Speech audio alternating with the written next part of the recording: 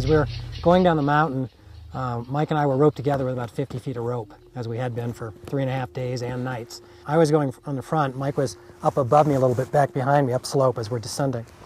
And so as we're going down, what we do is we use our ice axes and we probe at the snow. We push it into the snow, and if it feels solid and sounds solid, then we know it's a solid piece of ground. We can step onto it. So we probe and then step, and then probe and then step. And I stepped off the trail to go around an obvious crevasse to the left. And when I stepped off to go around that obvious crevasse, I probed, and the snow was just about 2 feet thick, about the length of this axe.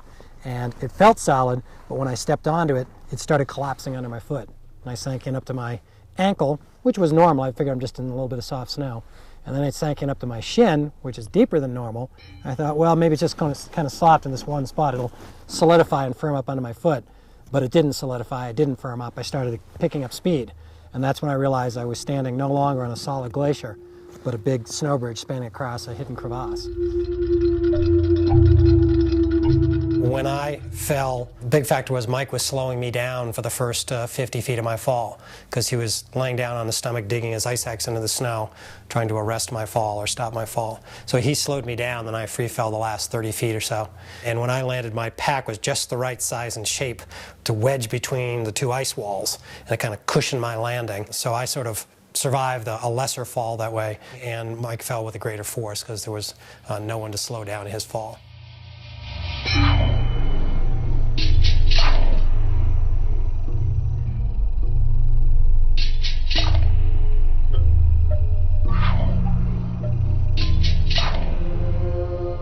I had some trouble getting over the lip because it was so rotten, and I almost tumbled in backwards and almost had to do sort of a blind leap of faith of setting my axes in. But I looked out and I realized I was out, and I looked up and I could see the sun and I could see the blue sky. I just said it once, I'm alive, and then I said it the second time even louder, and as soon as it came out of me the second time, I'm alive, I just overcome with the emotion. It just kind of welled up all the stuff that I'd been keeping in for 6 hours, trying to keep in control so that I could do what had to be done. I just started talking out loud really fast, mostly talking to Mike, telling him how sad I was that I couldn't bring him out. And then I realized I had to still sort of regroup because I was in the middle of the glacier, wet, cold, bleeding, alone with no gear, and nobody knew I was there, and the sun's going down in a couple of hours, so I had to figure out what to do and how to get some help and get off the glacier. Before the accident, if you'd asked me, could I have climbed up an overhanging ice wall with minimal gear, I would have said no. I mean, I'm a good climber and I'll give it a good try, but no, I couldn't do that. And if you'd asked my friend and partner Mike, could Jim have climbed up this overhanging ice wall, I'm real certain Mike would have said, Jim? Oh, he's a good climber, and he would have given it a good try, but no, you know, almost nobody can climb up a wall like that given that gear and given that situation. And yet when the time came, I was able to. Everybody deals with sadness and difficulties and grief in their own way. And I don't have a prescription for others on how to deal with their grief. Mine changed with time. At first there was a lot of sadness, and I had to struggle to accept it. And then there was some doubt about why am I still here and what am I supposed to do with my life now. And it took, you know, the better part of a decade, 11 years really, till I got to the position where I could feel comfortable enough to share it with other people. And yet even still, the first few times I was scared to do that. Immediately after the accident, I did feel like I was living for both of us. I mean, when I went to the lodge 2 days later, and when I decided to get a beer, I went and I ordered 2 beers, one for me and one for Mike, and I drank them both. And I did that for a while, and I thought I kind of have to carry on for both of us, much like after Mike had died in the crevasse. He had done everything he could when he was trying to slow me down, and he did all he could for the team. And then when it was my turn to try and climb up that overhanging ice wall, it was my turn to do all I could for the team.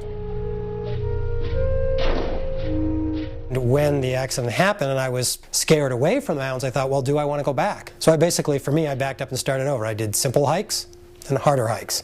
Easy rock climbing and harder rock climbing.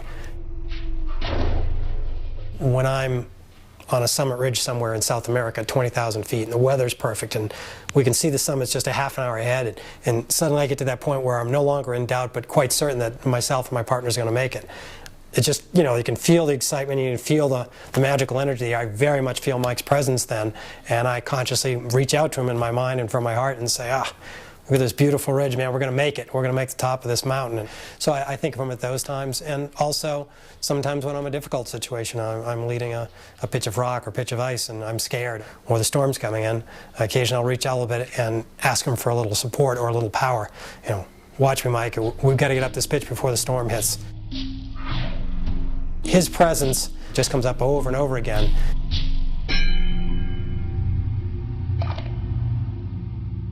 At the 1-year anniversary after the accident, I went to the mountains and I went hiking alone, and I thought a lot about the loss of my friend Mike, and there was a lot of pain that first year.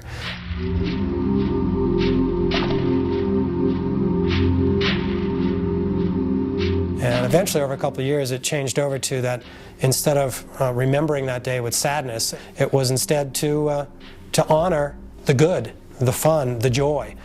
So now, on June 21st each year, I go out climbing with other friends. And we go to a place that Mike loved, and we go climb there, and we tell some old funny stories about being Mike's friend and doing things with him. And then we have a beer at the end of the day, and we call it honoring the day. It's not just remembering the day of June 21st, it's honoring the day and what Mike stood for, trying to live life to the fullest and enjoying nature and our ability to move through it.